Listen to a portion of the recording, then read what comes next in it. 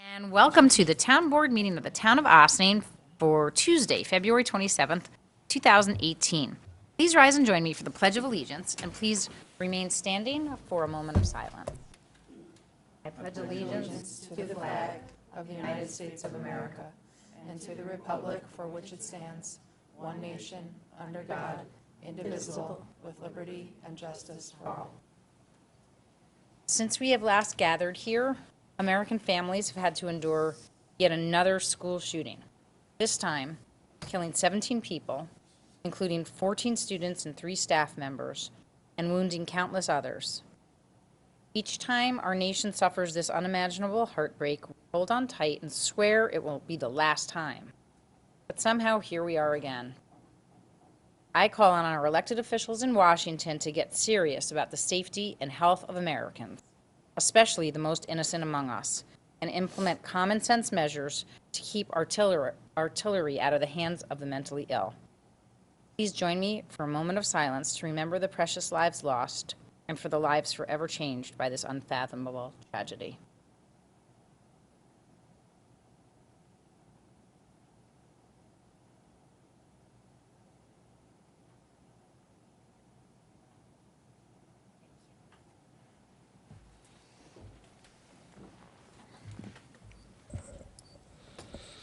Councilmember Shaw? Present. Councilmember DeTore? Present. Councilmember Wilshire? Present. Councilmember Feldman? Present. And Supervisor Levenberg. Here. This evening, we have the public hearing in the matter of the 2018 cabaret license renewal for Westchester Ballroom. Is there anyone here who's come to address this issue? Do we have?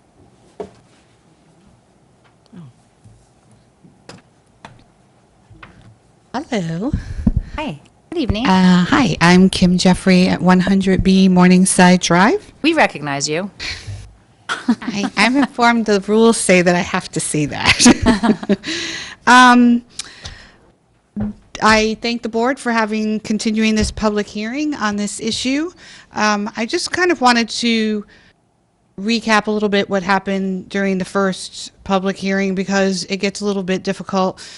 We speak, they get to respond a little bit, and then there's no like reply part. So I'm kind of replying to some of the things that were said before. I think there are a couple of things that come up that we as neighbors feel are not quite accurate, and I think we just want to clear some of those things up. Number one, there seems to be, for some reason, this continuation of a conversation about a back door and the fact that they put a bar and so that people can't go out. We contend that was never an issue because a back door would have meant that there might have been some intermittent, like very loud noise and then a slam, a closing of a door and maybe kind of on and off in some way. That's not the way the noise comes to us. When it was a time when it was just bass, the bass was continual. So there was not a high rise and then a lowering of it. It was a continual bass. Since that time, probably since around September, the noise has increased considerably and we are able to hear announcements and actual music. And again, it's long periods of the music and then maybe a break. I don't know if people are eating. I don't know what the break is because I don't know what exactly is happening there. But we've had times where there have been long breaks, half an hour, where you won't hear anything. And then it'll start up again. Unfortunately, sometimes, and this comes to the second part, there's been a conversation about that there's an uptick in calls at around 12 o'clock and a thought process that it's because there's noise from people leaving the vicinity and noise in the parking lot.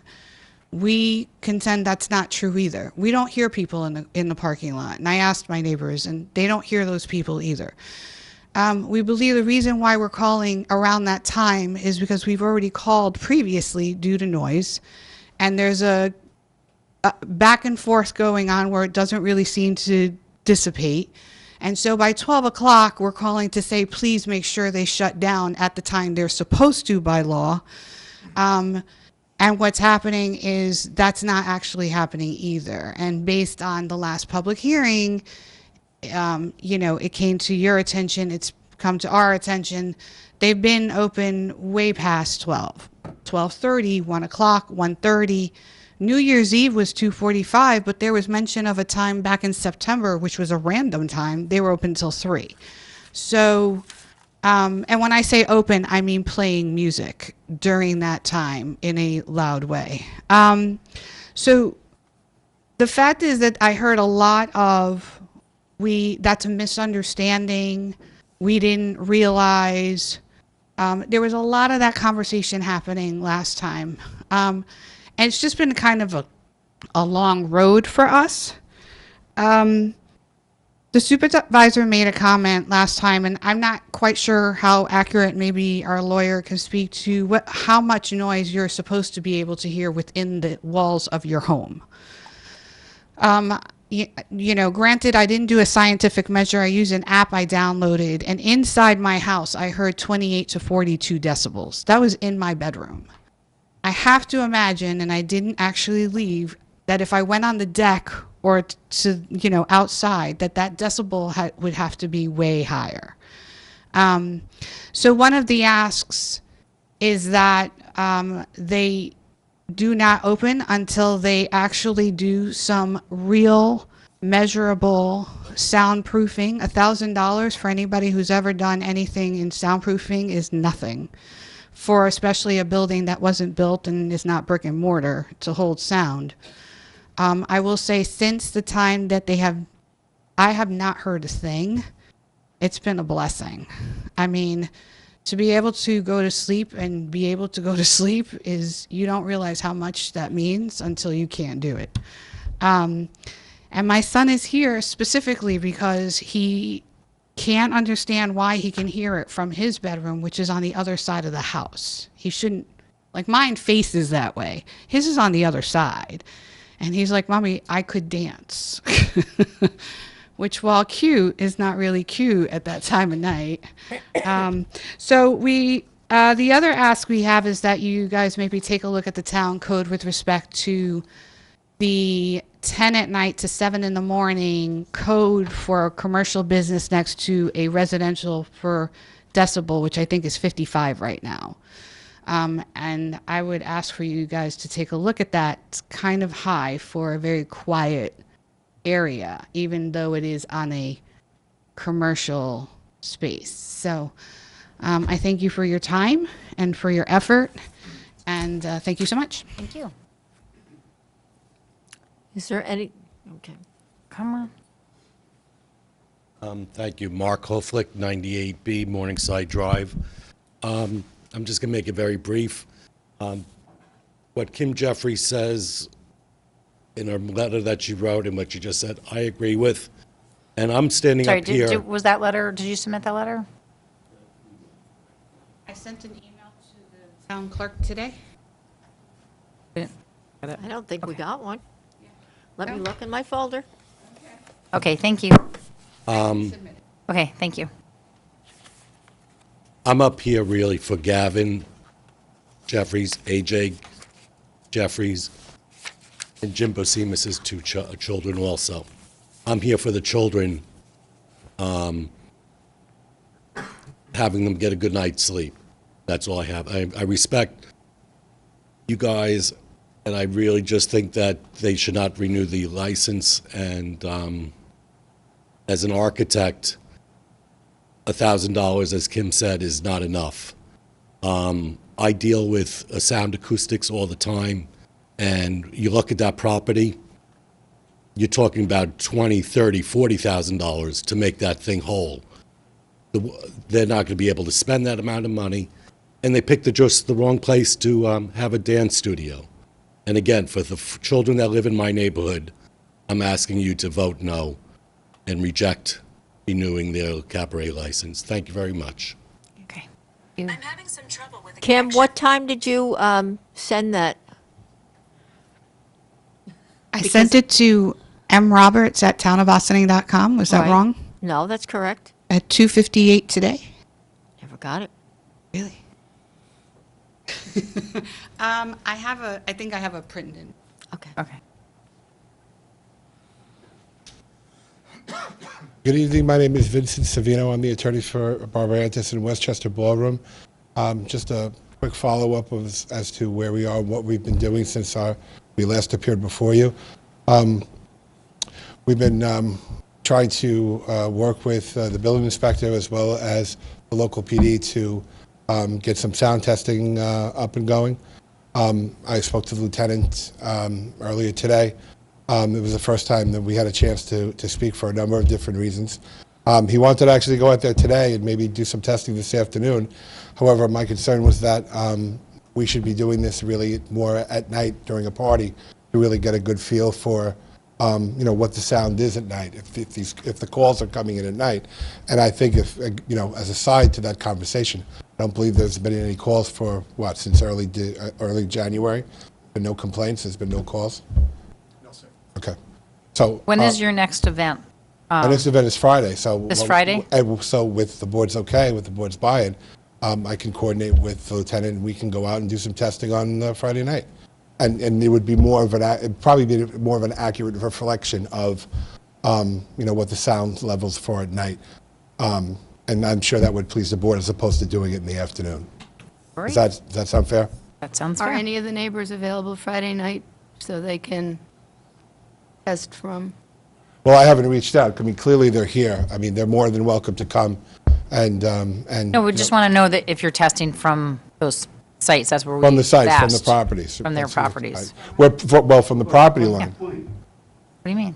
What's the point of testing from the property? We need to test from our home. That's what I'm saying. That's what we're Your saying, from your property. home. Well, as Your far as at property. home, we're not doing testing from inside the home. We're doing testing from the property line. No, we want it to see what we're hearing at the resident's property. At the resident, right, at the property. At the same time, Sorry, yeah. my apologies. To be clearer, it's at the resident's property line, not at Westchester Ballroom's property I line. mean, we are happy to test there as well, but we're also curious what we're hearing a little farther away. For the Morningside property line. Correct. Right, we're all in agreement, absolutely. The Morningside, that's what I meant, and if I wasn't clear, I apologize. Not your property line. No, the Morningside property line, so we're all clear. From whatever Not your point it property. is that Their they're properties, the doing it. neighbors' Their property properties. line, yes. Okay. Are we Absolutely. clear? We also submitted a revised renewal application, which we tried to point out a little bit more of what we're trying to do with the property. I've also reviewed John Hamilton's letter as far as what kind of what his opinion of the properties was, and I will say that from reading John's letter, just to clear up some of the issues of definitions. When we say dance shows are really more part of the dance parties. So it's not as if you're coming to see a dance show. There's a dance party, there's students, and there's maybe an instructor or someone putting on a 2 or 3 minute performance to kind of showcase what you can do and if you do better. So when we say dance shows, that's what we mean. It's not a separate show that where people come in and are not dancing.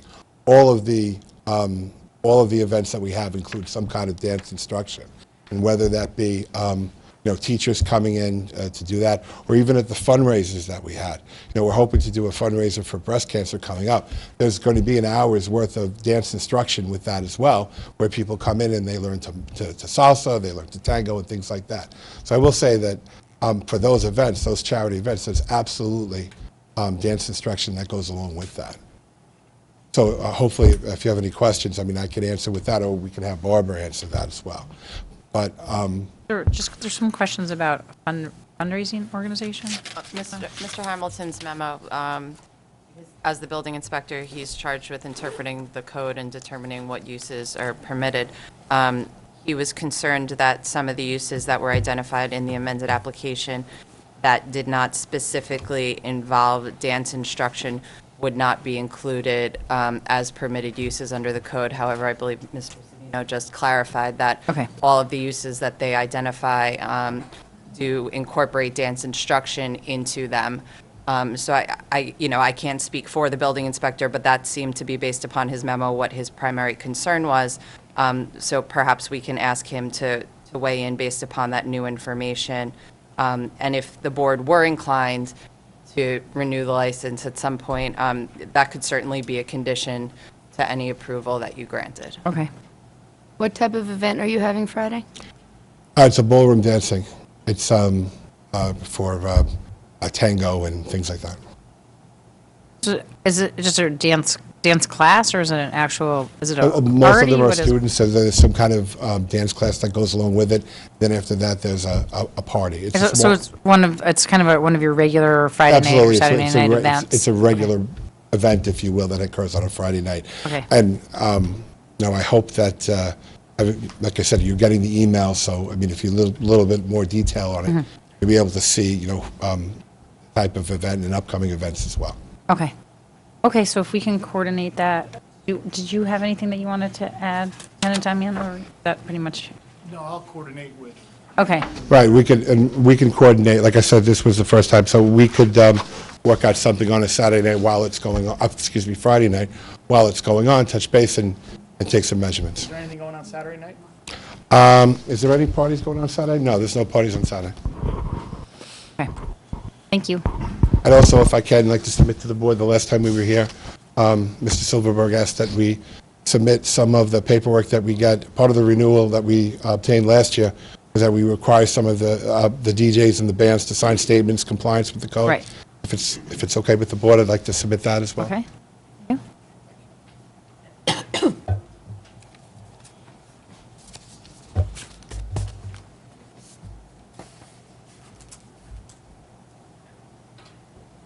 So if there's any questions I can answer at this time, please let me know. Anybody else have any questions, for Westchester Ballroom at this time? No, I'm interested to see what happens Friday.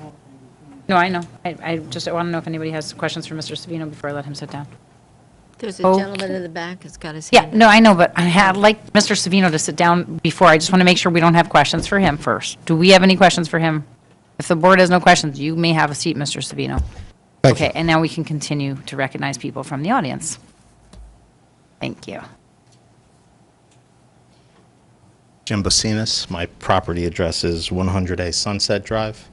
I have not complained about the ballroom to date. I figured my vocal neighbors were doing a good job. I do have a question about Friday night, though. How do we know that the volume that they'll be playing music at on Friday night will be comparable to the evenings at 3 a.m. that kept up the neighborhood? Well, I think that that's part of the reason that we wanted to do it during an event. We did offer, I'm But pretty will sure that that the police event- offered to go there today to just crank up the music as loud as it possibly could go to hear what you could hear. I don't know if that would have necessarily been a good thing. It would have just kind of indicated the kind of noise that you might be able to hear far away, but it wouldn't have indicated what the levels are. But there's no way for us to know that the volumes on Friday night are going to be comparable to the volumes that we've heard in the past. Well, I expect that it will be from your home with presumably you will be there and you will be able to say, yes, this is what I'm hearing, or no, this is significantly less or more than what I'm hearing. So expect whatever neighbor's house they're checking from, that the neighbor would be there and be able to say, yes, this is what I've been hearing. We also would like to have two officers available so that one will actually be inside the dance hall, ballroom, and the other will be wherever the sound test is taking place. Okay, as long as they're at the same, same volumes. I'm further away than all of these neighbors, and yeah, I've had the same issues. I chose tonight to come because during one of the calls to the police department when it was made, one of the officers actually asked them why they bought a house in a neighborhood adjacent to a commercial district, and Just remind me, what's your address again? I know you said it. 100A Sunset. Okay, I live off of Morningside, but the property address is Sunset. got it. I'm a little further away from them. Right. I mean, my house has been there long before their building was ever constructed. I've lived there probably 15 years before the ballroom moved in. And then we've got someone asking why we moved adjacent to a commercial district. It should probably be the other way around, why the ballroom chose to make noise in a residential district. So it's a little annoying to hear it coming in from the other side. Okay, Appreciate it. thank you. Pass this up. Okay. I think what we're specifically saying is, if there's, we don't, it seems like DJs that come from outside or bands are different than whatever the sound system is inside by itself. That's, I think, why we're having an issue with the question of how do we know that the noise is going to be the same? Because we think we figured out once they started saying that there were bands, and that's where the announcers are, it's a different sound. And so I think that's where our questioning is. And I personally, if this is their regular Friday thing, I don't really hear them on Fridays. My neighbor says he does, but he's the closest to them. I've never really heard them on a Friday. I always hear them on Saturdays. So whatever it is they're doing on Fridays, if that's the local normal thing, that's not hitting it. And so that's all our issue is this one testing. We don't want it to be like, well, we tested and it's good. And then we're like, well, that didn't really work. So that's, I think, our concern. Okay. Is there anyone else? If there's any others who, else you wanted to add? I mean, they, like Councilwoman Feldman said, they can do the testing on Friday if the board wants to request that it be done on a second date when a different type of event is going on. As Mr. Savino indicated, I think you get notifications of the events that are going to be going on there. They've been very cooperative and so far in trying to coordinate with the town. So, I mean, the town board's not precluded from requesting the testing be done on a second date if that would alleviate some more concerns. I mean, I think that we should do that. Let's request that we have that second date test also, and we'll figure out, based on the events, upcoming events, what that would be. Okay, well, for the first test, I mean, Kim, you can have them turn it up until you can hear it at the level you normally hear it, correct? I don't In know how theory? feasible that is during an event. Oh, okay, that's fair. I mean, that would be, I guess, plus Bless you. one of the benefits of maybe doing something during an off hour where you can just do it at different levels, but I don't know how realistic that is. On that, the ballroom doesn't have an event on a Saturday night until May. Okay. I'm sure that the board doesn't want to wait that long to do any testing. Okay, I mean, then the other is this possibility of trying to do it off, not when you're having an event there, which would be just to try to adjust the volume, see what the sound is, what you're hearing, and try to simulate a party level. Okay, I mean, as long as the board's okay with it. I mean, I'm sure we're going to be well below sound levels, so absolutely, if that's what you want to do, we can do it. Again, you wanna the pick idea is another to time. simulate what that sound is, Okay. figure out, again, where it's coming from, and how can it be addressed to mitigate it. That's really what I think we're trying to say. I don't think that you can deny that people are hearing the noise coming from your establishment late at night. I think that. Right, But that's I don't think that's you're going the to have issue. absolute silence from the ballroom, while the party's going on. And I feel that that's what may be what people are looking for. And I'm not sure if that's the case. Again, we have other establishments we don't get a lot of complaints about, and they're playing music within their respective time frame. So there's something different about the topography, there's something different about the volume, the bass, whatever it is, that's not disturbing the rest of the surrounding area. So again, I think that the notion that you happen to be, have a venue that's in a residential neighborhood that's throwing off sound into that area. So if you want to continue to have events there, like you do, that are part of what you do, then what I think we're all asking for is for you to come up with a way to mitigate the sound issues. And we're not saying don't play your music loud. We're saying put in some soundproofing to address the issue. And I think, hopefully and that's what I don't think has really happened yet. And I mean, it seems to me like you've done a little bit of work, but not enough that it's having the impact that we would hope that it would have. Well, I will say that we have put in more soundproofing as required from the last.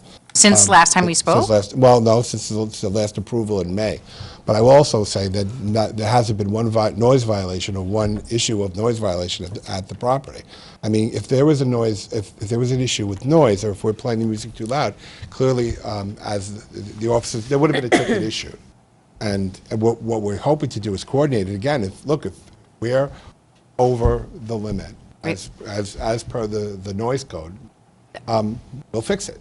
But show us that But that's the case. that's not, but correct that there's not been any noise violation since you put the soundproofing in. That's not the case, because there were absolutely, first of all, you played music beyond your hour, so that's a noise violation, right? I mean, you Well, violated. that's a different issue, though, but that's not the your sound. cabaret license, and you went past the time that you were supposed to. And in fact, even though we haven't been able to establish, because we haven't been able to coordinate exactly the timing of it, the noise, it's clear that there are neighbors who are hearing whatever they're hearing. I mean, you're going to tell me that Gavin and AJ are just making it up? That they they could dance in their rooms? What I'm saying is that let's do the testing and see what we're talking about as far as noise levels. That's Exactly. So what I'm asking is that you have somebody at the residence, and the person who lives in the residence says, this is, just keep turning it up until the resident says, this is what I'm hearing at night, and then see how loud it is and see what you can do to mitigate whatever that is. But at first you have to identify how loud it's being played. I don't know if it's a party, or I don't know why they can hear it that much, but first identify exactly what they're hearing so you know what they're talking about. And that's the first step. So let's just do that. Right, and that's why we're doing that on Friday night. Perfect. So I agree. I think we're in agreement on that. Well, again, Friday night, that may not be, it may be better to try to do something during the day, like discussed, where you have more flexibility to adjust those sound levels.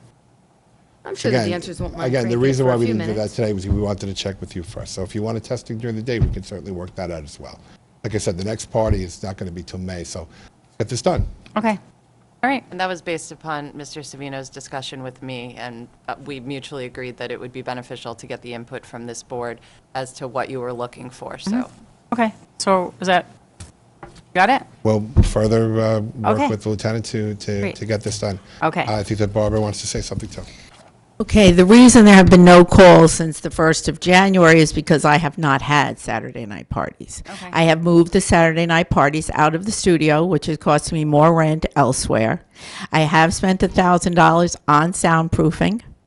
So I always come here and I always feel like everyone thinks that I am not trying. I have lowered the music. We have gone out to the community. As I said, I haven't had Saturday night parties. And there hasn't been a call this year, correct? This year? Of January. So I don't know when she's talking about last year. There have been changes. I've worked very hard on this. And so I don't know what Saturday nights they're talking about, because there hasn't been a Saturday night party there. Well, I mean, there was you had a Valentine's Day party, right? It might have been Friday night, but you had a Valentine's party? There was a Valentine's party there on a Friday night, yes. Right. Saturday night I was in a place in White Plains.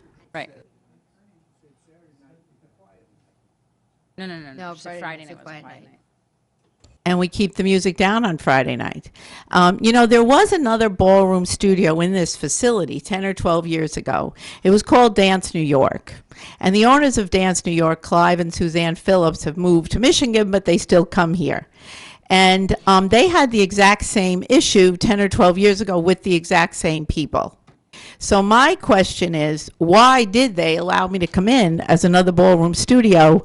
And I spent all this money fixing the place up and coming in and renovating it. And if we knew we were going to have this issue, I'm wondering why they let me come in.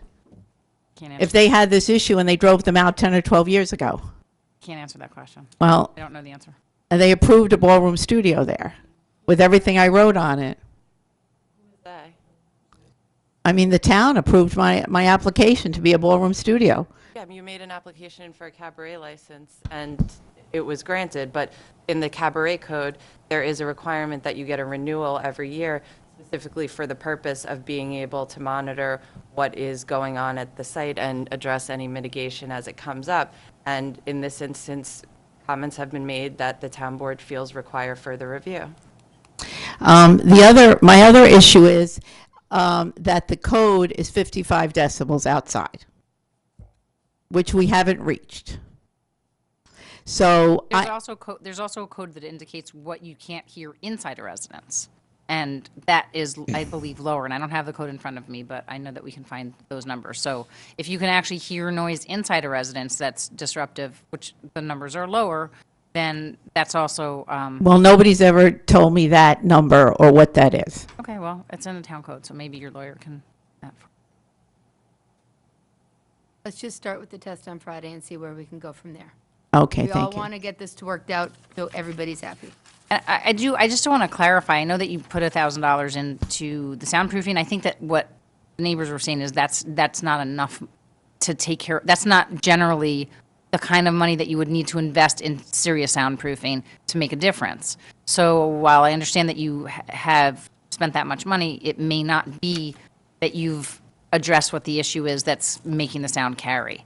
And as I mentioned to you, that we have had other issues in other parts of the town that have to do with topography, and some of the ways that those other businesses have addressed it have had to do with landscaping, where they've planted trees on the border to reduce the level of sound. So there's other types of things that you may, and I had suggested that you might want to reach out to that business. I don't think that. Well, I know Briarcliff Manor, yes, I've Right. spoke, I know Right. him well there. Right. So, I mean, I don't know, if he had made any suggestions to you. I also mentioned to you that he had taken the time to go to the neighbors' homes and to hear and, have like some empathetic moment to actually hear what it is that they were hearing. And I know that you indicated with your facial expressions that the last time I suggested that you were not really interested in doing that. So, I mean, again, No, these my are- employees have been more than happy to go to the neighbors and to speak with the neighbors. Yeah, but that's, okay. That's not exactly what I said, but, okay. I know you've sent people to speak to the neighbors to warn them of events that you are having and to encourage them to either come and participate and, or to, just to take precautions.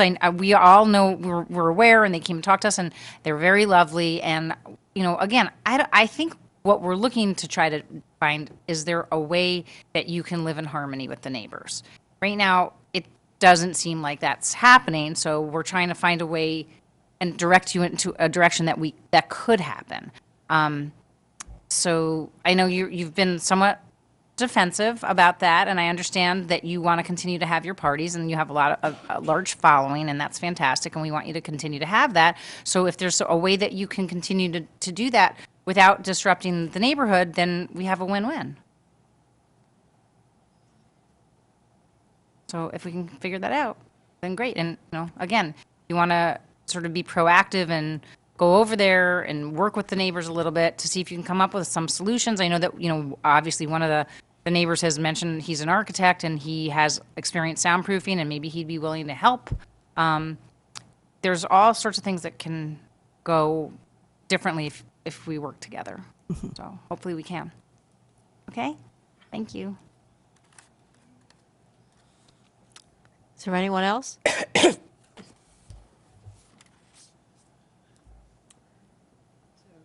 So you're going to leave the public hearing open? Yeah, so- And adjourn it to be continued. I guess, do you want to do it at your next regular meeting? Yes, so I'll take a motion to adjourn the public hearing, keep it open until our next regular meeting, March 13th. Do I have a motion?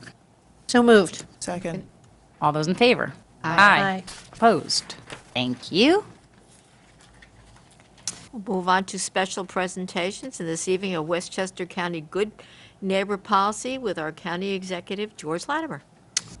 Welcome. We're very excited to have our county executive here coming to our town meeting, little town meeting here in the town of Austining.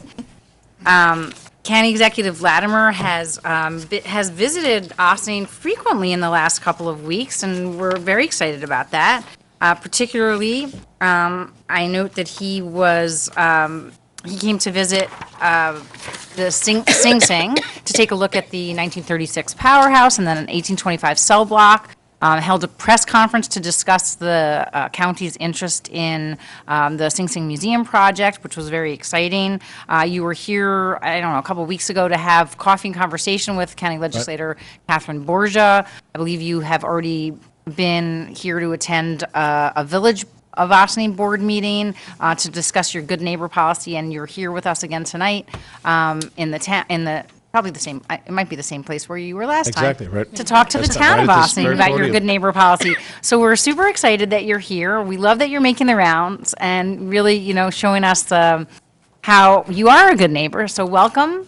And very much. you have the floor. I don't want to steal the rest of Thank your you. thunder. Well, I have one of those fancy new cars that drives itself. I push the button that says Ossining, and here I am. So, Thumbs up. I will pass this executive order out to, if you don't mind, counsel, to circulate it to my colleagues.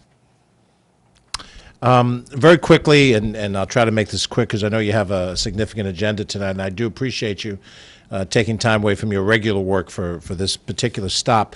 I issued an executive order on my second day on the job. This is now the end of my second month, and that is this that you have before you. It's the Good Neighbor Policy, and this applies to every part of county government that is subject to the direct authority of the county executive, which are all the operating departments and commissioners and department heads, with the exception of the county clerk, the district attorney, the board of legislators, and the board of elections, and the community college, which all have their own separate authority structures.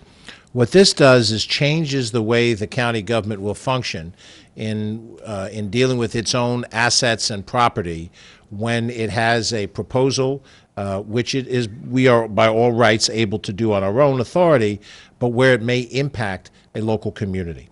And by doing this policy, we're stretching out the decision process to allow your honorable town board and the residents of your town an opportunity to know about something in advance, impact it, and potentially, by expressing their opinions, perhaps change the outcome if it can be done in that fashion. Very simply, whenever a county department has some significant proposed action on a piece of county-owned land, think a park, but it could be general municipally owned land. It might be something that relates to the sewer treatment plant. It could be a major sewer main, a major county road, anything that's county-owned. Instead of just going ahead and initiating it, we are, by this policy, required to have the appropriate commissioners come to this town board, and most likely, because it's a town-village thing, to both the town and the village board, and present what that plan is before you at one of your regular meetings, so that you have the information brought to your attention. It's broadcast on your local cable television or wherever else it's broadcast, and then you're in a position to question those individuals right at the outset. So the situation of hearing a rumor or the county's going to do something and we're going to have a meeting, it's going to be Tuesday morning at 11 o'clock, which is inconvenient for you as elected officials or even your staff to attend, certainly inconvenient for the people of Ossining. We change that dynamic around. The presentation must be made from this podium to explain the program to you up front. At the end of that, you ask questions, as you normally would, then a 60-day clock ticks. It could be made less at your discretion, but up to 60 days to allow you to consider what those implications may be to your town and to the people of your town. It allows you time to have a public forum where you can invite people from the public in to comment, draw whatever information is that you need to have in order to draw judgment. At the end of the 60-day period, we invite you to then submit a letter of support, neutrality, or opposition to whatever this proposed action would be. Obviously, if it's support or neutrality, it's not a problem. If it's opposition, you'll lay out a case for why you oppose it, and then the respective county department is going to have to take that into consideration, share it with our senior management team before any implementation. We obviously can't give away the authority that we have to act on our property, just as you have the same authority on town-owned land. But by opening the process, there'll be a chance to determine, is there a drainage impact? Is there a noise impact? Is there a traffic impact? Whatever that might be, so that you would have that opportunity to discuss it with us. And it would be the same thing as if, for the sake of this discussion, Madam Supervisor, you and I were next-door neighbors, and I was planning to do something on my property along our common line. And assuming we're good neighbors, I come next door to you and say, here's what I'm planning, let me walk through with you, walk out in the backyard, you look at it, I describe what I'm going to do, and you determine if it has an impact on you. And if it does, you might say, George, there's going to be drainage from this shed, let's say, that you're building, or it might cast a shadow on my garden, whatever it might be. And assuming that I can make those changes, as a good neighbor, I would make those considerations to you. You'd know about it in advance. It wouldn't be any surprise you look out in the backyard and there we are building something that you didn't know anything about that you felt had some impact on you. So that's the principle behind it. And frankly, you know, I began my governmental career as a councilman in my home community. And the community that I live in is overshadowed by some major county holdings, Playland, Reed Sanctuary, Marshland Sanctuary. And I felt as a duly elected councilman, as you are duly elected members of your council, that the county government could care less what I thought or what we as a collected body thought.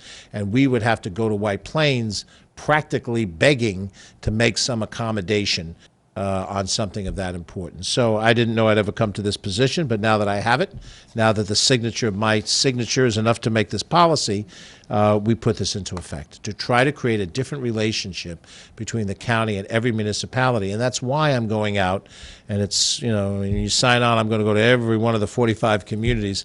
This is my 20th. It's an investment of time, but we have to recast this relationship on a basis of mutual respect and understanding that you have interests when you defend your citizens. The citizens you have are also citizens of the county, but we ought to take into account that you've been elected by those citizens to defend their immediate municipal interest. So with that thought in mind, the only other qualifier I want to mention is the word significant is the big open truck. You know, what's significant?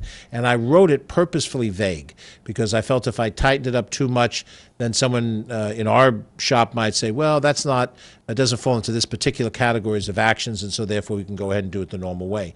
I thought that significant would be broad enough to trigger anything which, if you find out, if your professional staff finds out such and such a thing is going to happen, and you deem it to be significant, then you can use that information to trigger us applying this policy. And if there's a debate to be had, then we'll have it at that time.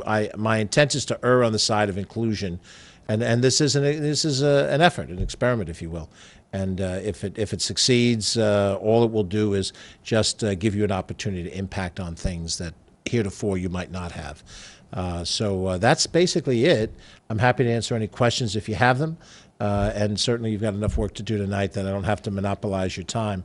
Certainly also, if at some point in time, as we have with the Sing Sing project, if your honorable board and your colleagues on the village board want to have a meeting with some of our senior management team, we'll be happy to bring them together around the table. We've done this already with Greenberg and Yonkers and White Plains and a few others. We're happy to do that to discuss others, very specific issues that affect the town and or the village, given the overlay of the two governments. But with that thought in mind, if you have any questions, happy to try to answer. Thank you so much. This is fantastic. I think it's really so respectful of all the communities that make up the county. And it kind of brings us back together to a tight working relationship, which we appreciate. And I was just curious, and I think I had probably mentioned to you off the cuff that we've been working to try to take a look at the establishment of bike lanes, and just noted that there had been some county road work that took place in the town, but in the village of Briarcliff recently on Pleasantville Road, and that would have been a great opportunity to consider putting in bike lanes, for example. So I was curious if this has to do with any road projects. Well, are those considered significant, or is that just considered sort of regular It depends on what business? the project is. If we're filling potholes at one level, Sure. clearly not. Right. If we're doing a full reconstruction of a road, clearly yes. Okay. Where there's going to be a detour route, either a full closure or partial closure, that would fall under this. Something, almost a maintenance type of activity that would take a day, maybe two. Probably we wouldn't see it as significant, although if you have some concerns, you would. Right. If we talk about something like initiating bike lanes, and it's something that we haven't thought about doing, but you would like for us to consider, that really isn't this, but that is a suggestion you would make to us, and I assume you'd make the suggestion specific to specific streets. And then depending on whatever our plan was to reconstruct or resurface and then reline that particular street, then we would have the discussion, the review of creation of bike lanes. In principle, I'd be happy to, to see that happen. It'll depend on the specifics, and I'm sure your traffic analysis from your police department and, would trigger your thought before you even made the suggestion, because you're the ones that know what the traffic is like on the street. So if it is a county road and you have that particular request, by all means, direct it to us separately. And of course, your legislator, Catherine Borgia, is a tremendous advocate for this community. She served on both the village and the town board, so you certainly can go through her as a conduit as well for any of these things.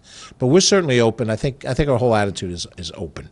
If you have a proposal, if we can't afford it, I mean, we're under budgetary constraints, as are you. Maybe something we can't do in year one, and we might do it, before the life of this administration expires. But we're certainly open to it. Okay, wonderful. Do any of my colleagues have any questions? Great. Then I will take my leave. Thank you very much for your time. Thank you so much for your time. We're very appreciative. Thank you.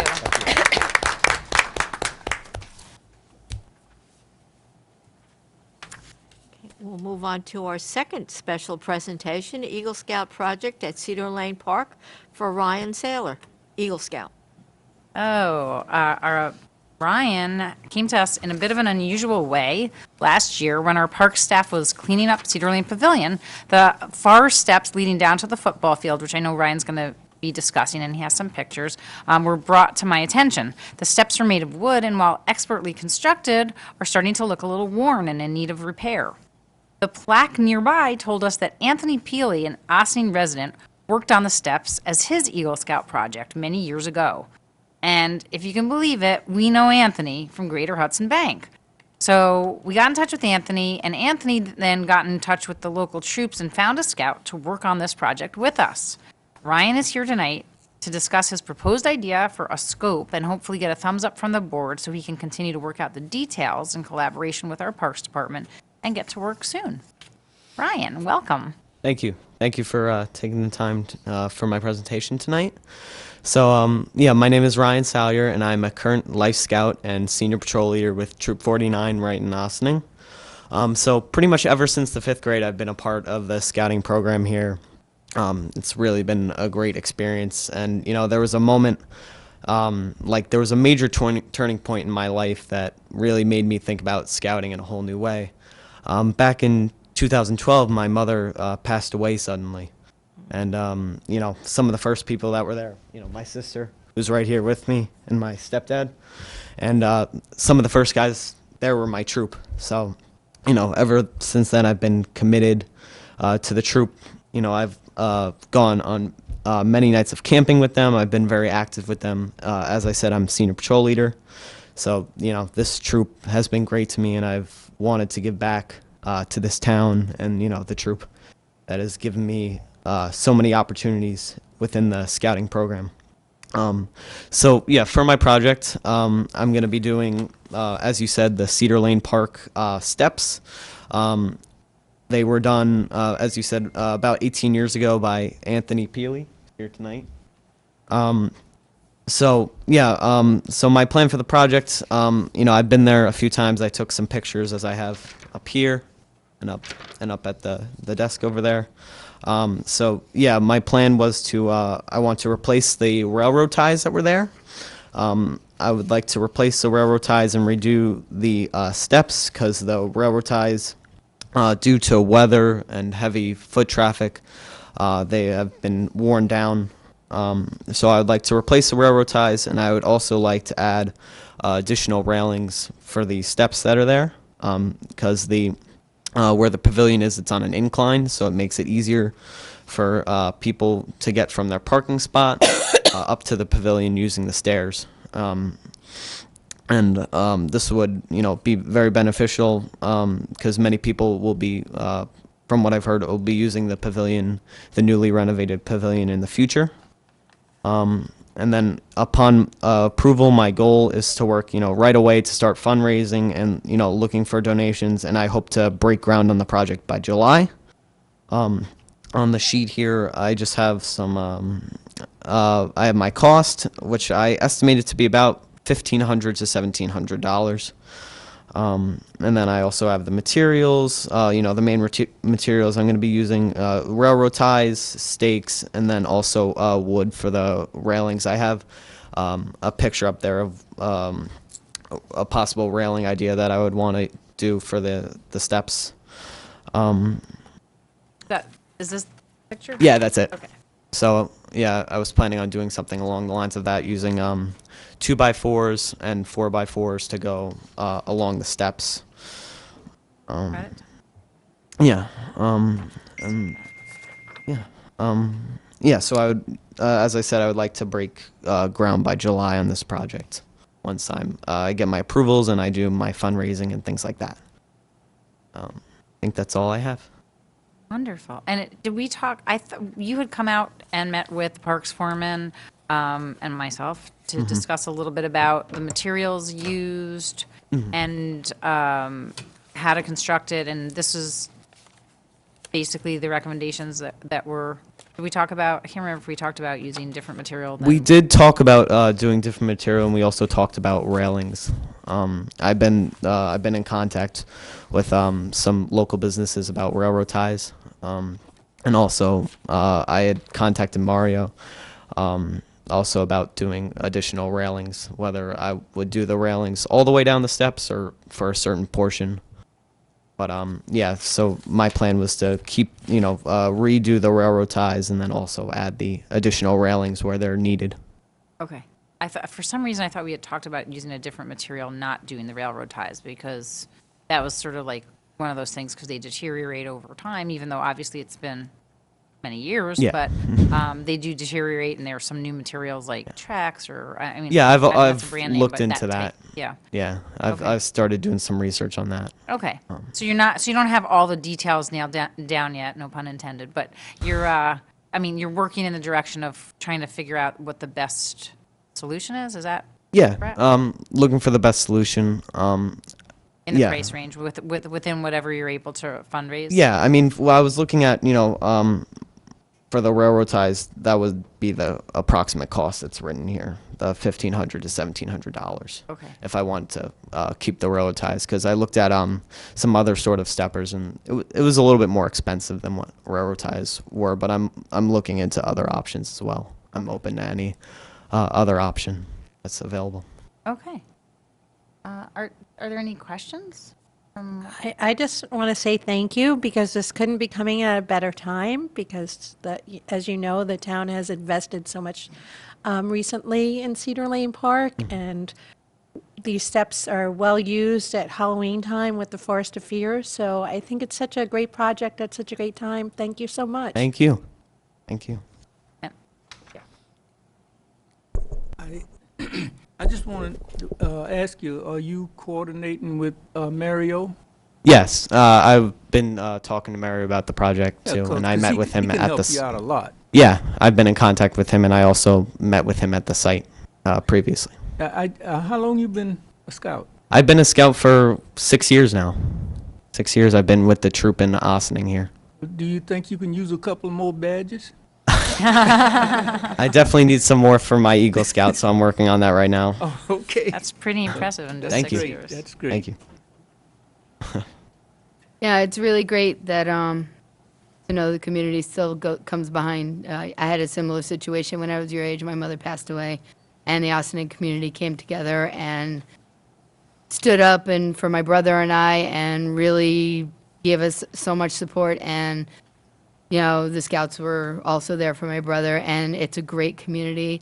And I'm giving back, in this way, and as I have through the years, and I'm glad to see you following the footsteps. It's very rewarding to be a part of this community. It's a great community, and, I'm feeling so warm about you giving back in such a way, and, just knowing that you're going to be one of the good ones that continues to make a real difference in our community going forward. And I want to thank you for, spending the time and taking the effort. Thank you so much. It really means a lot. This community has been really good to me, so I definitely want to give back.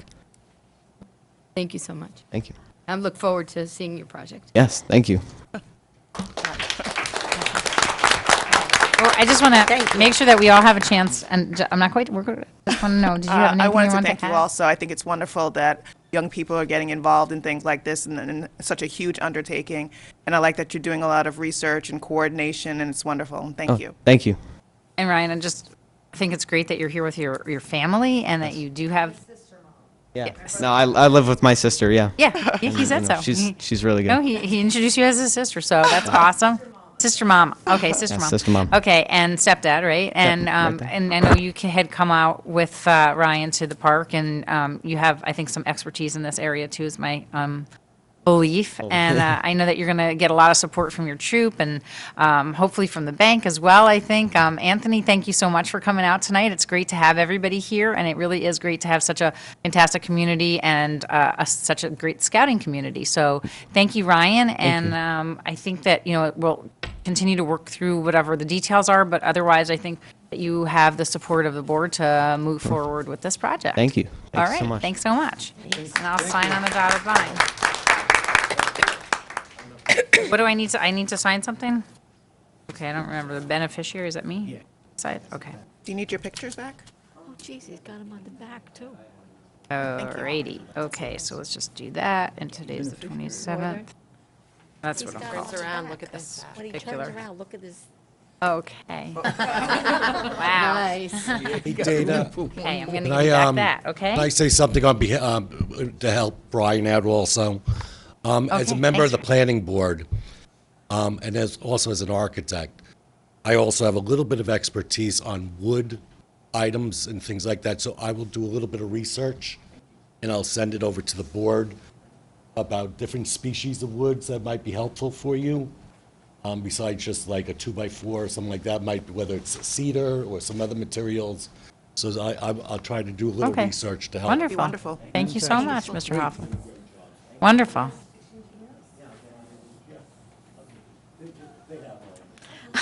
Okay. Help him to get another bed. It is.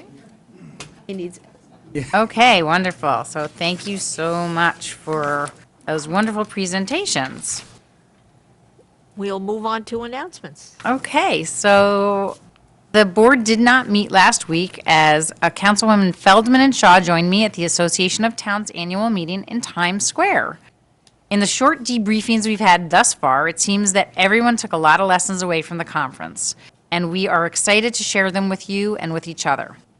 At our work session on Tuesday, March 6th, we will be discussing this as an agenda item, and I look forward to hearing about my colleagues' experiences and how we can apply these lessons to town issues. I also want to share that we recently heard back from the New York State Department of State Local Government Services Division on an application for a shared services grant that will help us explore how the town and village can make the most of our close relationship to maximize efficient delivery of services, specifically in the area of parks, highway, and public works services. We still have a long way to go wrapping our arms around what this grant would require of us, and we plan to meet with the Village of Ossining soon to discuss potential next steps. Of course, as we move forward, we will keep the community involved and apprised of all of the steps in the process and what progress we hope to make towards saving your tax dollars. I hope you will join us tomorrow at Cedar Lane Park for an exciting event. We will be unveiling for the very first time the new signage for the Cedar Lane Art Center, which was made from a design created by local artist and designer Brian Sheridan and crafted by our own town park staff with help from Art Center Director Keith Gordon, using upcycled materials found in Cedar Lane Park. Students from Ann M. Dorner Middle School will also be featured in a show displaying their artwork. Make sure to join us for a fun afternoon in the sunny space beginning at 4:30 p.m. tomorrow, Wednesday, February 28th. Also, a reminder to any interested in applying to be part of our summer concert series that happens at Engle Park. Applications are due back by this Thursday, March 1st, and they're available on the town website. On the left-hand side, I believe it says Summer Concert Series Application. We have also recently sent out a letter seeking sponsorships for this popular series.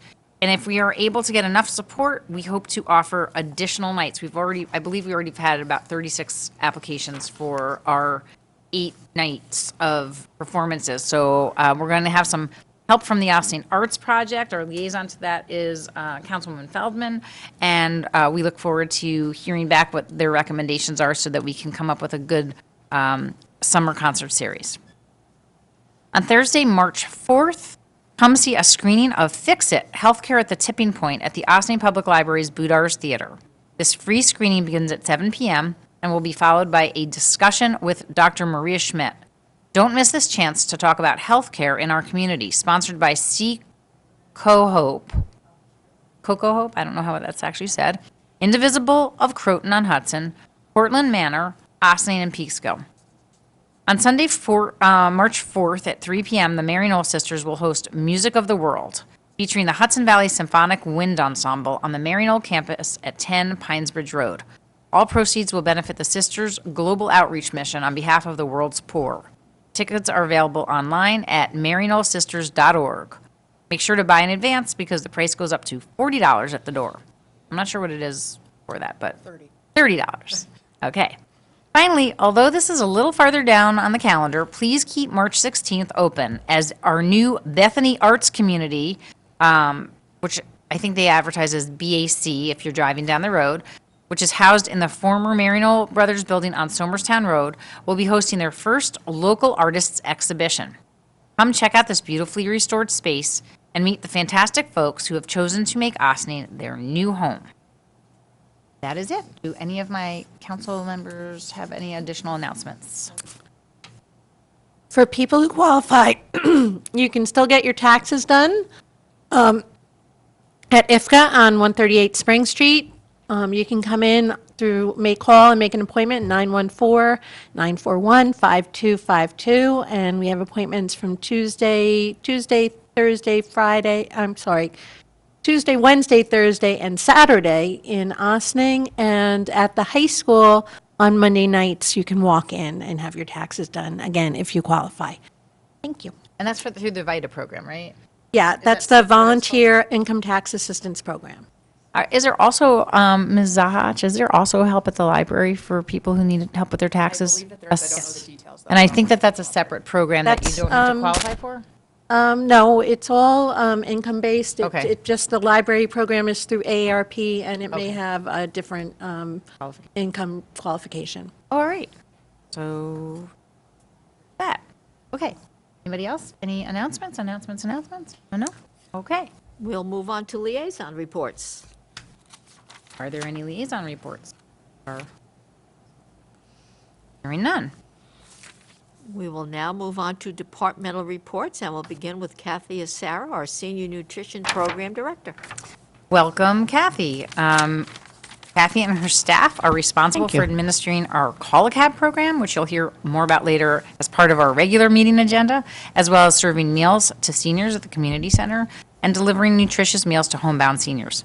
We're always glad to see Kathy and hear from you about programming and how it's going and what sort of attendance we're seeing in our dance, art, and other programs. Programs are going well. All right. The nutrition program, there's a lot of seniors coming in for lunch every day. We have transportation if needed. We start picking up at 9 o'clock in the morning. And our chauffeurs come back and they do home-delivered meal routes to those homebound seniors who qualify for home-delivered meals. The Are You OK program is, I do calls every morning, Sunday through Saturday, 8 o'clock, 9 o'clock, whichever you prefer. I call about 20 seniors every day. And they just like to talk. I check on them, you know. We used to do Thursday, now we do Wednesday. Shopping at ShopRite because it's senior discount day. I was going to say, they changed the senior discount day, of course. Yeah, so, but it used to be bingo day, but they have switched their schedule to Thursday. Monday, Thursday, Friday is bingo, and they love it. They love playing bingo. Taxi coupons we sell, they're $3 each. Seniors are entitled to 15 per month, 70 and up.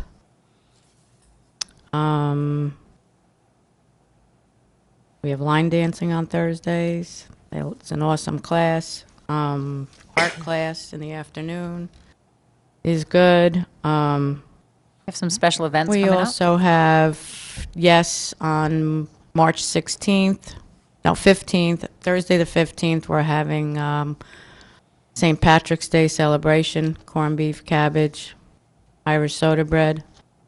Come on down. Come join us. The food's awesome.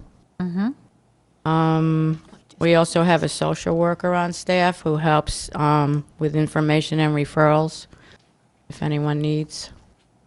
Seniors usually go to her for everything. And that's about it. That's all that's going on for now. And we had a great Valentine's event Valentine's also. event in the gym, the high school, put on the Valentine's show for the seniors. That was good too. There's also yoga. They really had a good right? time. I mean, you want to just talk about all the we had a different yoga programs? class, a chair yoga class. We have to wait for another grant to come through. Okay. Through Mainstream, through Westchester Community College. With music? And a Stay Strong and Fit class. That's not music. We play our own music. We have our own CDs. We play music. Dance. They like to You have dance. the line dance. We have line dance Mhm. on Thursdays. Right. And then some side programs that you don't actually run but happen anyway, like knitting. We have an art. Alzheimer's presentation coming up tomorrow and then next week too, if anyone wants to come and listen to that. That's kind of a hard thing to go through. So it's just a bunch of information for anybody who wants to come join, listen. Sometimes the DA's office comes and talks about scams. Right? Sometimes they do that. Mhm. We have the police come in and do scams also. Mhm. And that's about it. Great. Come on down. Call us. You know, it's interesting because I was just having a conversation today with the mayor of Village Vossning about the It Takes a Village program, which is like an aging in place program. Right. And what's interesting is that we actually, through the senior nutrition program, we really have a very good aging in place program because we make it easier for people to get around with the taxi, Exactly. you know, the taxi Taxi coupons, the as well as, chauffeurs. you know, shopping on Wednesdays, so that once a week shop. Also, the Are You OK program is checking up on people. So, you know, even if you don't have that medical alert or whatever, you know, you have Right, somebody. life alert. You have somebody, you have the social worker for support. You have activities every day, meal delivery or meals with friends, right? Socialization. Socialization. And then it's right at the recreation center where there's other programs that you can Right. take part in if you're there that are directed towards our seniors. Not part of the nutrition program, but part of the recreation program. So it's really quite an awesome offering that we have here. And it's just part of, you know, and we get a lot of federal assistance that I think comes through the Federal and state. Federal and state assistance that support these programs. So this is, you know, for people who don't have children in the schools anymore, but this is still your tax dollars at work. This is how we Exactly. support our seniors. Awesome. Thanks, Kathy. I know you Thank guys you. do a fantastic Thank job. you. We love it. We love what we do. I So. also just wanted to shout out Kathy's staff because Yeah, Kathy has exactly. an amazing staff who's She- very committed to what they do. So I don't know if you want to. They get me through. Yeah. Oh, yeah, they are awesome. Kathy, one thing I noticed while I was at the Association of Towns is they have a whole new group of scams, and the state will come present. So they have a whole new list of, you know, the IRS Right. scam, the your grandchild calling you scam. They had a whole list of the current ones, and they are happy to come and present to the seniors if you have a date that you would want to do that. They can come they anytime. do that for you. Yeah, just call. I think you called And we that. can set up, You- will yeah. we call them? And set Yeah, up a we'll call date. them. Debbie will do that. Debbie does all that. She Okay. takes care of all the I did notice they had a bunch presentations of new and, ones this year, which is sad. yeah. Although the ones you just mentioned didn't sound new. Okay. No, they had a few. They had a few. The other grandchild ones. calling, and that's been around for a Yeah, while. No, that I've one's heard been of the around. Yeah. IRS scams. It's terrible. Oh, the one you won a cruise one. That was fun. Yeah. Does anybody else have questions for Kathy or comments or anything Questions? that you want? Make sure that our seniors know from the town board. Messages. Thank you. Thank you. All right, fantastic. Thank you so much, Kathy. Thanks for coming out tonight. We appreciate it. Thank you. We'll move on to Thomas Warren, Town Comptroller. And our second departmental report. Thanks so much, Tom, for coming out tonight.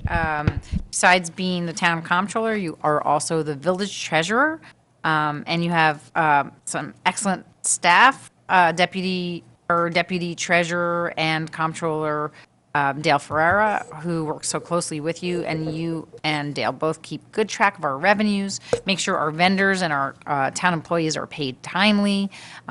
Thank you for coming out tonight to share some information with us about the annual water levy and also to give us some up-to-date information about the town's finances and our fiscal health. Yes, thank you, and Thanks so good much. evening, Supervisor Levenberg and members of the town board. As you stated, also here as the village treasurer tonight to speak specifically about the resolution asking the town board to please take the village's unpaid waters outside the village limits and add them to the town and county tax roll in April. Town law does allow the town to do this, but we also have an intermunicipal agreement, the water IMA, that also provides that the town is going to assist the town, or the town is going to assist the village in this regard to help us collect these unpaid water rents in a administrative process, as opposed to going out and threatening to shut off water to get payments. So we appreciate the assistance in this process. I believe the amount was less than $60,000. I forgot to bring the memo with me. It was about 56,000. Yeah, we have it right Okay. here. 56,000. See it. But as I said, we do appreciate the assistance in getting these collected. I did want to talk about the New York State fiscal monitoring system. On Friday, I'd sent over the latest report for the 2016 years. It was a little bit subdued and low-key because the designation is no designation of any indication of fiscal stress, which is as good as it gets. It's kind of like negative assurance that the controller's office, from looking at the data on the annual update document that gets filed with them, as well as looking at other relevant information, some statistical information like changes in population, changes in assessment value, percentage of children in poverty, things like that. They look at all these different factors and they come up with a scoring of these factors. And, you can't ask for anything better than 0% on the overall fiscal rating score. It means that the state found no indication of any fiscal stress, which was kind of what we suspected after the auditors made their presentation, I think last June, on the 2016 finances for the town. But I just see this as validation from an outside source. And this is actually the 5th year that they've had this program, and the 5th year that the town has been designated as no fiscal stress. Actually, the percent was 1.7% rating in 2014, and then it was 0% the past 2 years in 2015 and 16. And one of the interesting things on the report that they sent out is that they compare the town's finances with other towns statewide, and they also compare the town's condition against other mid-Hudson regional towns as well as downstate towns. And in this regard, where the town of Ossining showed a 0 score, statewide, the towns were rated at 10.0% fiscal stress. The mid-Hudson regional towns was at 10.2%, and the downstate towns were rated at 11.7% fiscal stress scores. So it's, again, positive news that the town of Ossining continues to fare so well in this regard. Thank you. And we're very pleased as well. Any questions about that? No. All right. Okay, I have a few other small items, if I could continue. Yeah, go, All no, right, continue. No, I thought you were going to continue. I just thought if anybody had any questions about fiscal health and fiscal stress monitoring. And another aspect of fiscal stress is Moody's Investor Services. When the town goes out to issue serial bonds in excess of $1 million, we're required to have a bond rating in order to access the bond market. We actually haven't had a bond sale since 2014. Since that time, we've only been issuing one-year bond anticipation notes, which have been very convenient to issue debt in that regard because you can issue debt without having to have a bond rating. And also sometimes, like, we still have bond anticipation notes for the Old Albany Road Post Dead End project, as we were waiting to finalize the amount of federal aid and such that would affect the amount of the project, as well as some of the other projects. You want to wait until you're near the completion of the project so that you know what the actual final project cost is going to be before you issue the serial bonds. So, as I said, we haven't had a bond rating since 2014, which at that time was actually a bond upgrade from AA3 to AA2. So that was a very positive sign that we had the upgrade. But since that time, even though we haven't had a formal bond rating, Moody's does what they refer to as like a surveillance rating for the different bondholders out there.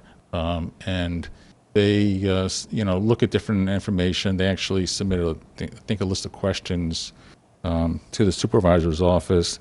And back in November 2017, they did issue this annual comment on the town of Ossining outstanding debt. And they said that Ossining Town's credit position is very high quality, and its AA2 rating is slightly above the median rating of AA3 for U.S. cities.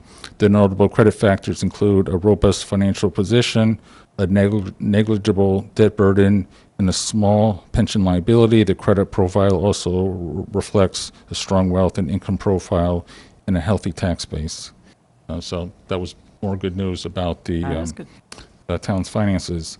And as we prepare to close the town accounting's records and get ready for the audit, aside from staying within the budget on the appropriation side, that helps to increase fund balance. Also, revenues also impacts fund balance. And the three big revenues that the town receives are sales tax, mortgage tax, and the real property taxes. And so I did want to give a review of some of these. Sales tax revenues for 2017 was $824,820, which was 4.49% higher than the amount received for 2016, which was a very positive sign because we've had a couple of years where, like in 2016, the sales tax increase was only 1.25% higher than the amount for 2015, and the amount in 2015 was actually about a 1% decrease from the prior year. As I recall, a lot of this had to do with the drop in gasoline prices and heating oil, which affected the amount of sales tax that had been generated in some of those prior years. So it was a positive sign that the town received 4.5% increase in sales tax revenues. Even better news on the mortgage tax for several years. Actually, when the recession occurred in 2009, the amount of mortgage tax revenues for the town had actually decreased substantially, and it had been about like $500,000 to $600,000 per year, and it had been at a high of almost $1.8 million back in 2005. So it's taken a long time to recover, and in fact, even in 2016, it was still at $621,000. But the good news was that for 2017, the mortgage tax revenue was actually in excess of $1 million for the town. I haven't seen anything specifically that cited what the reason was for that large increase, but it was a very, very positive sign that the town had received that much mortgage tax revenues. And the final item on their real property taxes, I'm actually going to wait at least one more day until Holly is able to give us her monthly report for the month of February, because one of the things that we have to do in preparing for the audit is to analyze tax collection revenues in the first 60 days, because if you're able to collect more prior year tax liens in those 60 days as compared to the prior year, it actually results in increased revenues for the town, and the opposite is in effect as well. And we saw this during the recession times when people don't pay their property taxes. It actually has a very negative impact on the town because the town needs to make the school districts whole, and they become town tax liens, and they actually reduce town fund balance. And then when the town was able to start collecting those tax liens, it actually increased fund balance to the point where actually for 2016, there's actually $125,000 in extra revenues that were collected in doing this 60-day analysis. And so I've already looked at, January 2017 or January 2018, and it's very good news, but, you really have to wait and do the analysis for the full month of January and February. So you're saying with the people paying their taxes early, it could help us in some way? Actually, people paying taxes early has no impact on the town's financial condition because they were just making a prepayment of 2018 property taxes. We're really talking about 2017 that are paid We're really up. talking about tax liens Okay. in 2017, which would include unpaid taxes, unpaid town and county taxes in 2017 and prior years, as well as prior year school taxes. Okay. Just like the school tax collections that's going on in late December and into January has no impact on the town's finances because we're just a collecting agent at this time. It hasn't become a tax lien. Okay, so because- collecting things that we already paid out. Yes. Thank you. Okay. Any questions? Is there more? More good news? More good Tomorrow? news? After tomorrow? Cliffhanger. I'll give you the good news after I receive Holly's Okay, report. fantastic. all Thank about you you, very Mom. much. Thank you. And if there are no more questions, right? No? Thanks, Tom. No, glad to hear we're in good shape. Do you have a Thanks. question? Come on, you usually want to give him a hard time or something before he sits down. No? No, All right. nice tonight. Okay, tonight you're in a good mood. Okay, it must be the glass. I think we also need to wish Tom a happy birthday and Mary Ann too, because they both had birthdays this week. And we Seriously? do. Happy Have you sang? birthday. Happy birthday. You made him come on his birthday? Birthday was yesterday. Okay. Yes. Oh, and, wow. and I believe that our clerk's birthday was on Friday. Friday. So happy birthday to both. Happy belated birthday. And with that, We'll move on to public comment on any agenda items. Not seeing any. okay. We'll go into the actual agenda items. Resolved, the Town Board of the Town of Austin hereby approves the February 13, 2018 minutes of the regular meeting as presented. Do you have a motion? So moved. Second. All those in favor? Aye. Oppose? Oh, abstain. Oh, and abstention, sorry. One, I I forgot yes, to. okay. Madam Clerk, you have got that abstention? Okay, fantastic. Resolved that the Town Board hereby approves the voucher detail report dated February 27, 2018, in the amount of $37,506.07 for 2017 and $416,330.28 for 2018. Grand total of $453,836.35. Do you have a motion? So moved. Second. Discussion? All those in favor? Aye. Oppose? Whereas Meyer Riviera Bar and Restaurant has filed an application for a cabaret license for the calendar year 2018, requesting extended hours during which it can play amplified music on Friday and Saturday nights. And whereas the Town Board has reviewed the application and attachments thereto as well as reports from involved departments, including the Police Department and Building Department, whereas on January 23rd, 2018, the Town Board opened a public hearing on the subject cabaret application, at which time all persons interested were given an opportunity to speak on behalf of or in opposition to the cabaret application, and the public hearing was closed on January 23rd, 2018, and whereas the Town Board is authorized by the Town Code to extend the hours during which a cabaret can play amplified music where appropriate. And whereas based upon the record before the board on this application, the board wishes to issue a provisional cabaret license extending the hours during which amplified music can be played on Friday and Saturday evenings from 12 a.m. to 1 a.m. for a 3-month period, after which 3-month period the town will revisit the application. Now therefore be it resolved that the Town Board of the Town of Ossining hereby approves the application of the Maya Riviera Bar and Restaurant, 518 North State Road, Briarcliff Manor, in the unincorporated area of the Town of Ossining for a provisional cabaret license, subject to the following limitations and conditions. 1, the music played on site will consist only of a mariachi band consisting of 3 to 5 members using guitars and a trumpet, or B, a DJ using a karaoke machine. 2, amplified music shall be allowed on Sunday through Thursday from 11 a.m. to 11 p.m. and Friday through Saturday from 11 a.m. to 1 a.m.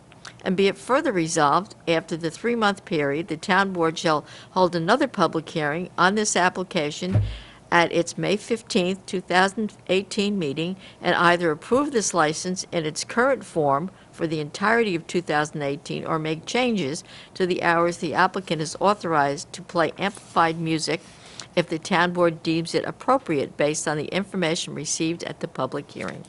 Do I have a motion? So moved. Second. Okay, so the folks from Maya Riviera had visited this board a few weeks back and asked for a renewal of their cabaret license. Upon closer inspection, we realized that they were asking for hourly permissions outside of the town's cabaret license parameters. As the police, building department, and neighbors were in support of the license, the board agreed to give them a provisional cabaret license with extended hours on weekends only.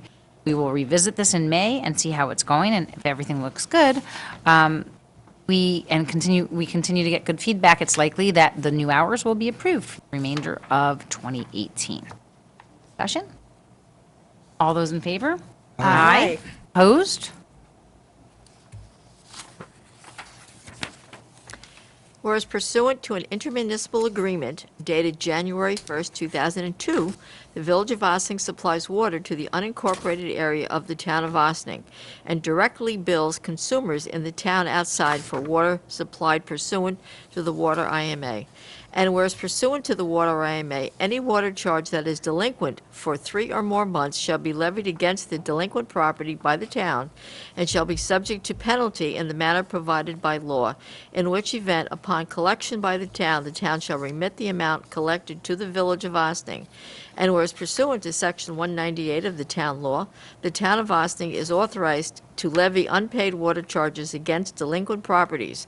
Now therefore be it resolved that any water charges to a customer outside the Village of Ossining, corporate limits, and in the town of Ossining that is delinquent for 3 or more months shall be levied against the delinquent property and shall be subject to penalty in the manner provided by law.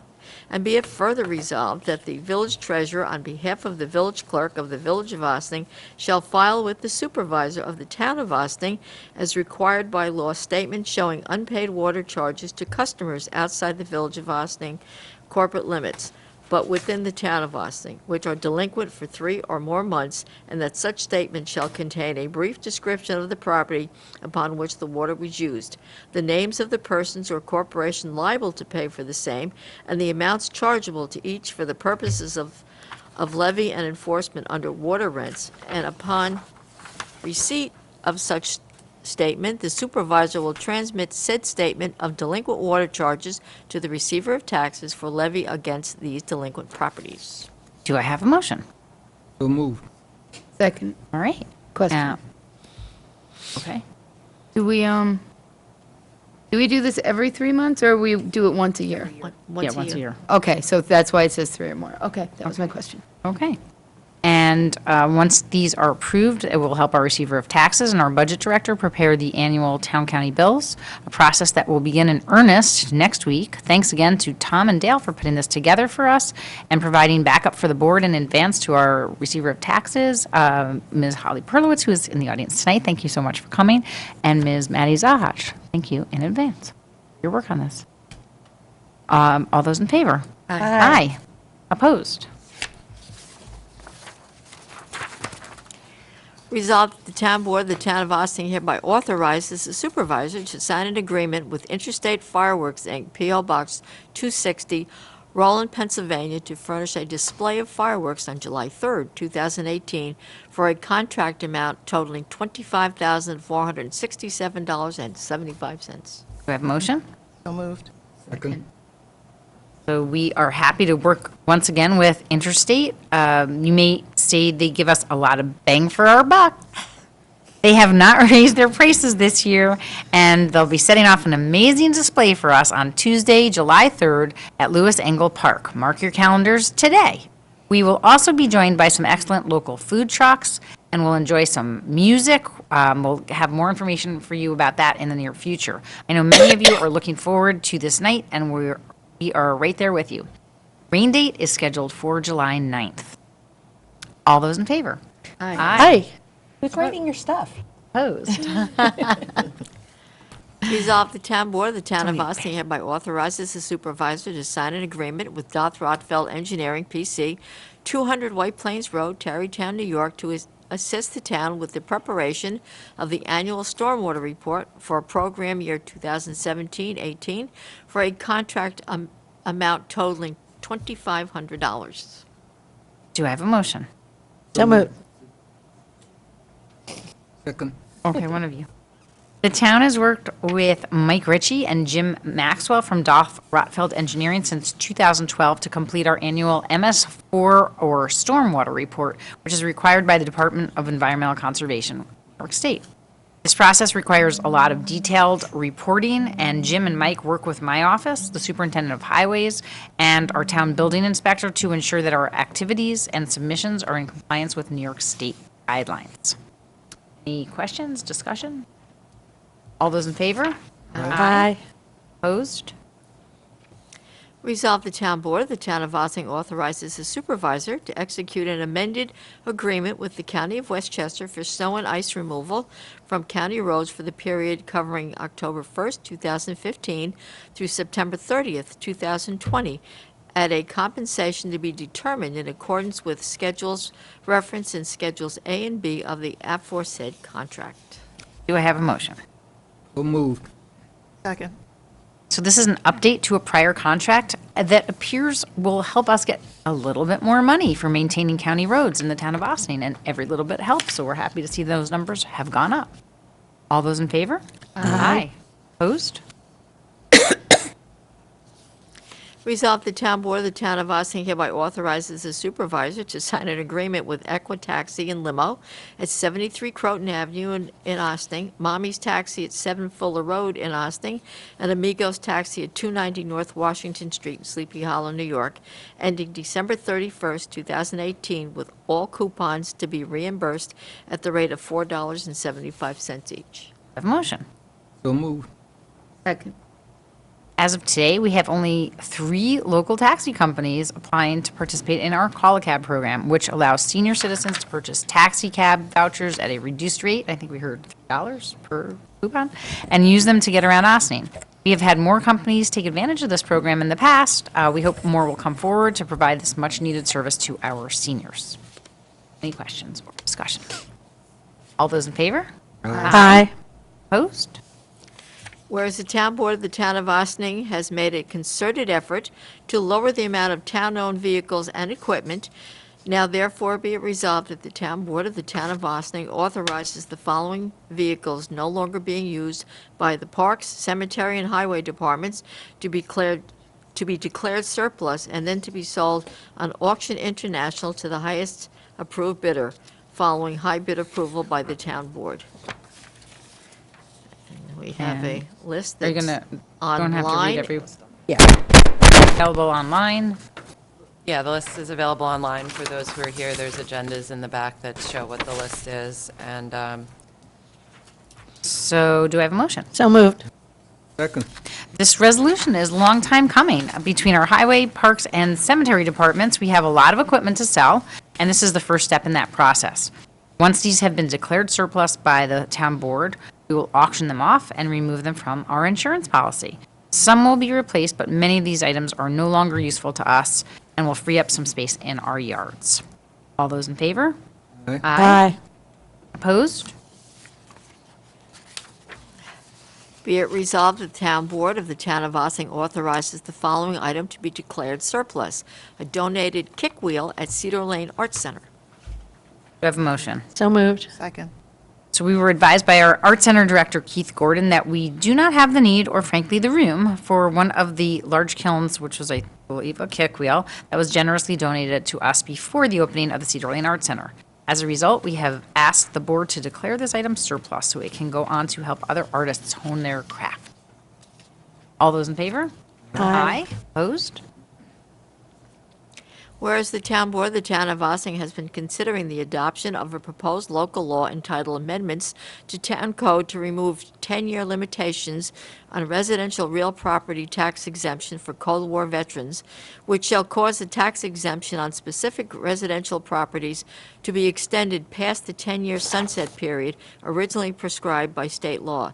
And whereas in accordance with the New York State law, and after having provided all requisite notice thereunder, the Town Board conducted a public hearing on introductory local law number 2, 2018, entitled Amendment to the Town Code to remove 10-year limitation on residential real property tax exemption for Cold War veterans on February 13th at 7:30 p.m. at 8688 Spring Street, Ossining, New York, during which the public had the opportunity to be heard on such proposed local law, and whereas the proposed local is a Type 2 action and does not require environmental review, now therefore be it resolved that the Town Board of the Town of Ossining hereby adopts local law number 2, 2018, entitled Amendment to Town Code to remove 10-year limitations on residential real property tax exemption for Cold War veterans, with such adoption to take effect as set forth in said local law and as otherwise required by law. And be it further resolved that the Town Board directs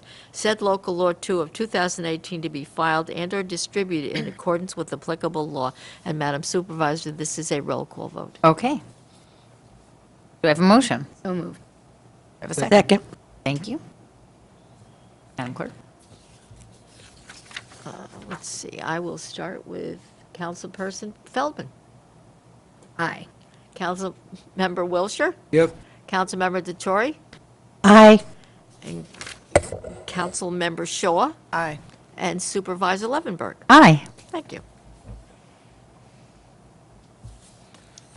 Okay.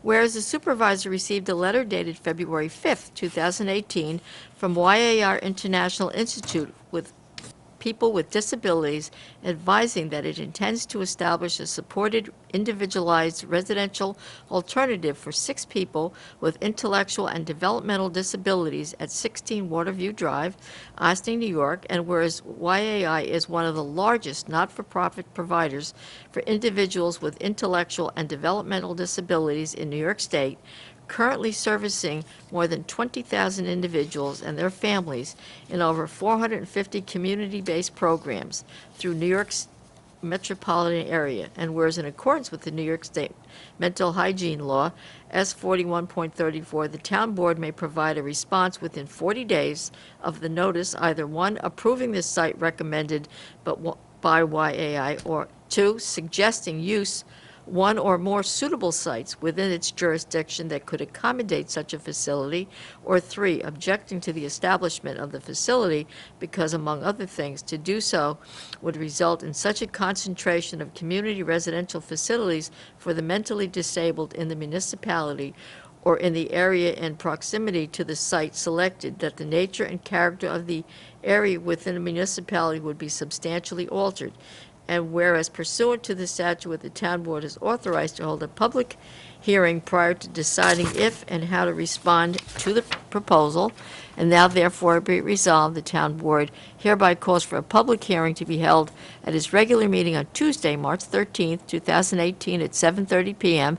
at the Birdsall Fagan Police Court Facility, 8688 Spring Street, Ossining, New York, in order to receive comments from the public regarding the site of the proposed facility and other similar facilities in the area prior to deciding if and how to respond to YAI proposal. And be it further resolved, based upon the discussion at the public hearing from the public and the Town Board, should the Town Board decide that it is appropriate to provide a response to YAI, that counsel to the town be directed to draft a response on behalf of the supervisor for submission to YAI and the commissioner.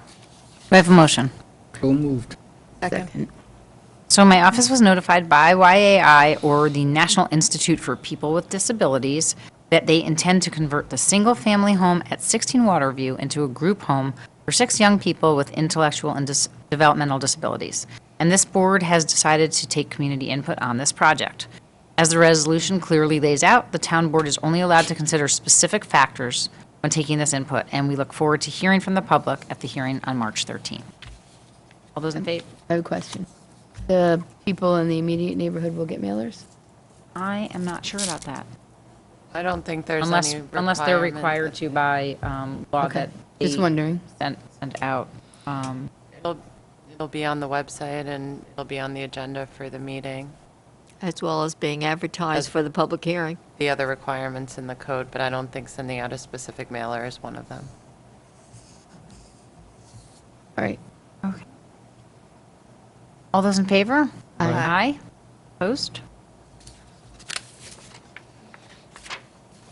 Resolved, the town board of the town of Ossining authorizes the town supervisor to enter into a grant disbursement agreement with the Dormitory Authority of the State of New York in the amount of $85,000 for rehabilitation of the Cedar Lane Park pond facilities, subject to approval by town council as to form. Do I have a motion?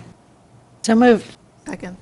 So we're excited to get this disbursement agreement signed so that we can begin the next phase of the project, which will entail completing the path around the pond at Cedar Lane Park, as well as a new dock installation. We have done lots of work of late at Cedar Lane Park over the past few years. The pond really is a focal point, as you will all know when you pull in, and lots of people walk around the pond and enjoy it, and we're hoping that we're going to be able to put a nice dock back in there so we can once again have our fishing derby and the public can enjoy the pond even more. So getting this project complete along with some planned work at the dog park will be the capstone to a multi-phase project to create a destination for Ossining residents and all of our human and art visitors. Any questions? All those in favor? Aye. Aye. Opposed? Resolved that the town board of the town of Ossining hereby accepts the approved resolution from the Planning Board Architecture Review Board for 64 Hawks Avenue dated February 21st, 2018. Do I have a motion? Second. All those in favor? Aye. Opposed? Resolved, the town board of the town of Ossining hereby accepts the following monthly reports for the month of January 2018 from the town building department. Do I have a motion? So moved. Second. All those in favor? Aye. Opposed? Now, That brings us to visitor recognition. Is there anyone who would like to address the board? Night. By the way, that $85,000 wouldn't happen to be the $85,000 that Senator David Carlucci Thank got you. for Yeah, so the sorry. town of Ossining. Would it be? yes, it would actually be. Thank you, Who are you? Honorable. You really want me to Jeffrey? answer that question? Yes, it would be. I could answer it short or long. Yes, thank you so much for the reminder. Grateful to Senator Carlucci for his support of the town of Ossining. This is certainly grant money from the state that he has helped direct towards Ossining for the upkeep and rehabilitation of our parks infrastructure. So thanks for the reminder. Hi. I'm looking at my phone because something came up that was so interesting while I was sitting in my seat, and it's not why I'm up here, but something came up saying no owl, KNOWOWL. Has anybody seen this on Facebook? It had a picture of a map of Ossining from 1834. It was so weird. It's one of those things that must algorithm out and saw I'm from Ossining. I have to find it now. Okay. But it was really kind of neat. So I was going to say that the world of social media can be good and bad, as we know. And I am here to ask a question, and I don't know that you can answer it on the spot because I understand I'm asking on the spot. But we had 2 individuals from the highway department who retired sadly, Johnny Martin and Rick Plenamenta, and I am sad that they left. But there was a conversation with respect to what's happening in connection with the hiring to fill those spots. And separately, there was conversation and a resolution passed last year to go out for a grant to take a look at what it looks like in terms of highway departments and DPWs and, you know, just working to cost save with our neighbors. And so that was with the village and the town. And I'm curious as a resident, where that grant is, if there's been any work or any meetings or any reports, or if it's too early. I mean, I haven't. So you actually had stepped out right when I made that announcement at the beginning of the meeting. Sorry. No, that's okay. It's just that I happened to mention it at the beginning of the meeting tonight. Okay. Because I knew that it was, sort of coming up in conversation. Yeah. And we just recently heard back from the state that we had been approved to move forward slowly on the grant because they basically parse out the money in phases. So it's a reimbursement grant, so we have to start with a little bit of money at the beginning, I think like $11,000. And then from there, we move into further phases. And right now, we're in very preliminary discussions, so we really haven't had any discussions with it at the public level because we don't know what we're doing yet. So it's a reimbursement, forgive me for not knowing or remembering, but it's a reimbursement, so it's for the town board to determine if they're going to hire someone. It's not the state that's doing it. No, the state doesn't do the grant. I see. They administer the grant, but Well, they don't sometimes do the state- work. Sometimes they have people who do certain things, so I just wasn't sure whether this was part of that. They sort of advise and guide based Okay. on what other municipalities have done. And again, it's just sort of an extension, as I explained, and I'm just going to find my notes from that particular part, because I just want to make sure that I actually, that we heard back that about how we can explore how the town and village can make the most of our close relationship to maximize efficient delivery of services, specifically in the area of parks, highway, and public works services. We do have a meeting set up to start preliminary conversations with the village of how we are planning to move forward with this grant, but we're in such an early stage right now that we don't even really have anything to share because we're not quite sure what we're doing to move forward. I get it. So it's that's just a great. question But- of, right, you Yes, got the grant. But yes, absolutely. This has been a conversation that's been going on for many, many, many years, decades, I would say, of how the village of Ossining and the town of Ossining can work closely together. We work together in really almost all of our departments. We have great overlap, as you are aware, and we continue to look for ways to make that even better. And one of the areas that we know is still open for exploration is our highway and parks and public works. So we're looking at what it would take for us to move forward in some direction to make those operations more closely aligned between the town and the village. And it's not yet clear how we're going to do that, if we can do that successfully, and what it would take to do that. So there's a lot of moving pieces that we will be evaluating and discussing with the public as we move forward. I guess the question is the grant to see what the parameters of how it could be done is, or is the grant to try to actually implement it? It's both. So 'Cause I there's a think little that- bit of money at the beginning where you kind of see and discuss, and there's public input. And then the next part of the grant, which we haven't actually been approved for yet, is the implementation phase. So I think a feasibility and an implementation, 2 different phases. Okay, It's actually so 3 phases. I don't know that, I mean, I guess I would say there are probably a lot of people who have no clue that this is happening, because that's just the nature of what happens when we sit in these rooms, and there's not many people who actually watch on television. And so based on the fact that there is this feasibility portion, even if you don't know where you're going, my suggestion would be that you share that information with the people who are going to be the most directly affected. And to me, that would clearly be the unincorporated town, because that's what we're talking about. I mean, so that conversation needs to start now, in my humble opinion, as a resident, only because once you start talking about next phase, you've already caused confusion, I think, if they didn't know that the first part was going. Just if I can interject, one of the objectives of the feasibility stage would be public public awareness. So Yes. that's actually Okay.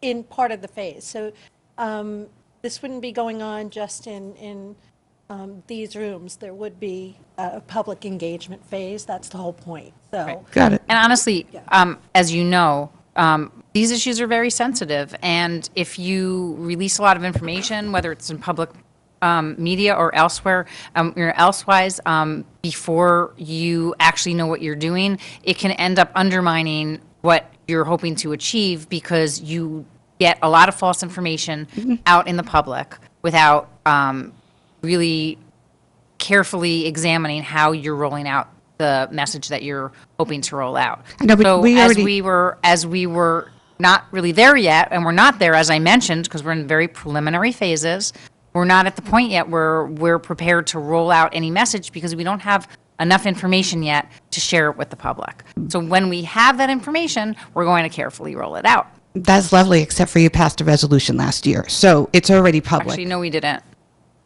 No, You voted to go for the grant. didn't, actually. You didn't vote to go for the grant. No. Wrote a letter to go for the grant. Right. Okay. So I think the other question is what's happening with the highway department as it stands right now with respect to the openings?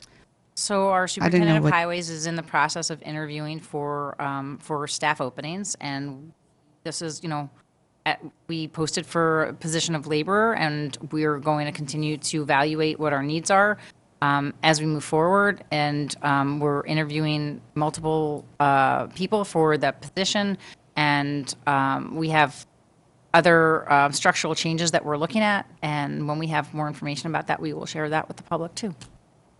Okay. We love how our roads are plowed, and it's very important, and we've lost two really important people to that process. So anything that can be done to make sure that that continues is a good thing. Thank you. Great, and I have to say, we had no complaints about any kind of loss of service in our last big snowstorm, and I'm hoping that everybody feels that their services are, we continue to make sure that we have all of our bases covered until we can fill those positions appropriately. So hopefully nobody's noticed any loss of service. I'll sit down. Thank you. Is there anyone else? No? Right, we then have a motion for an adjournment to executive session for advice of counsel and personnel. Do I have a motion? Second. Great. All those in favor? Aye. Thank you, everybody, and we will see you next week for our work session, where I anticipate that we will hear a little bit back from all of us who were at our Association of Towns and share out a little bit with that. And I hope that everybody has a great week. We'll see you on March 6th at 16 Croton Avenue for that regularly scheduled work session. Have a wonderful night. See you soon.